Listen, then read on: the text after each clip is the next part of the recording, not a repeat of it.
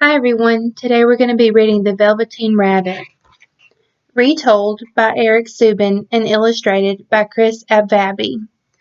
Just from looking at the front cover, what do you think this story will be about? I see a stuffed rabbit sitting in a field of flowers. I think this will be an adventure about the rabbit. Let's find out. There once was a Velveteen Rabbit. On Christmas morning he sat wedged in the top of the boy's stocking with a sprig of holly between his paws. At first, the boy loved the rabbit, but soon he unwrapped his other toys and forgot the rabbit completely. Why do you think the boy forgot about him so fast? Just from looking at the picture. After that, the rabbit lived in the toy cupboard.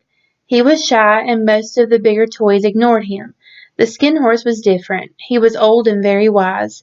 Don't worry, the Skin Horse told the rabbit. Those fancy toys will never be real. What do you think he meant by that? What do you think real means? What is real? Asked the rabbit.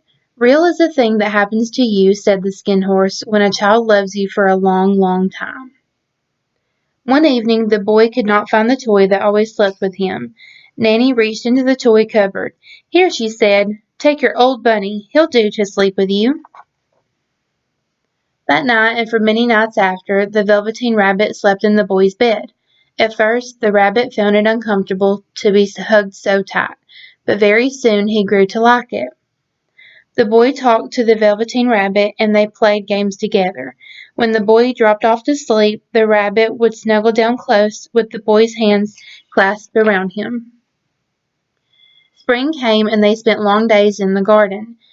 The boy gave the rabbit rides in the wheelbarrow, and they had picnics on the grass. Once, when the boy was called inside, he left the rabbit in the garden until after dark. Nanny had to find him and bring him inside. Here's our old bunny, she said. All that fuss for a toy. Give me my bunny, cried the boy. He isn't a toy, he's real. The little rabbit was very happy after that. He loved to sit in the grass and watch the boy play. One evening, two strange beings crept out of the woods. They were rabbits, but they were furry, and they moved and twitched their noses. What differences do you see between the Velveteen Rabbit and the other two rabbits? Come play with us, they said. I don't feel like it, said the rabbit. I don't believe you can, said one of the strange rabbits. He stretched out his neck and looked. He hasn't any hind legs. He isn't a rabbit at all, said the other. He isn't real. I am real, said the Velveteen Rabbit. The boy said so. Just then the boy ran past. The two strange rabbits were frightened and disappeared.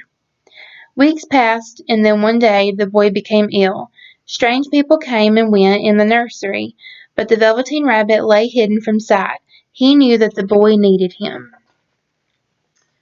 For a long time the boy was too ill to play, but the rabbit looked forward to the time when they would go out in the garden again. He crept up close to the pillow and whispered his plans in the boy's ear. After a while the boy got better and could go outside for fresh air. One day the doctor came in the room. That old bunny is full of germs, he said. Burn it at once. So the little rabbit was put into a sack with a lot of rubbish and carried to the end of the garden for the gardener to burn the next day. The Velveteen Rabbit's head stuck through the top of the sack. He could see all the places where he had played with the boy. A real tear trickled down his nose and fell to the ground. Where it fell, a mysterious flower grew. The blossom opened, and out stepped a fairy. She said, I take the playthings children have loved, and I turn them into real. Before, you were real to the boy because he loved you. Now you will be real to everyone. What do you think she will do for the Velveteen Rabbit? Let's find out. She flew him to a glade where the wild rabbits danced. Then she kissed him and said, Run and play, little rabbit. The Velveteen Rabbit was scared. I don't know if I can, he said. Just then he felt a tickle by his ear, and without thinking, he lifted a hind leg to scratch. The Velveteen Rabbit was not scared any more. I am real, he whispered, and I can run and play like the other real rabbits. And that's just what he did. The Velveteen Rabbit was real at last. The end. What do you think the message of this book is? What do you think the Velveteen Rabbit's adventure was about? What is the real meaning of real?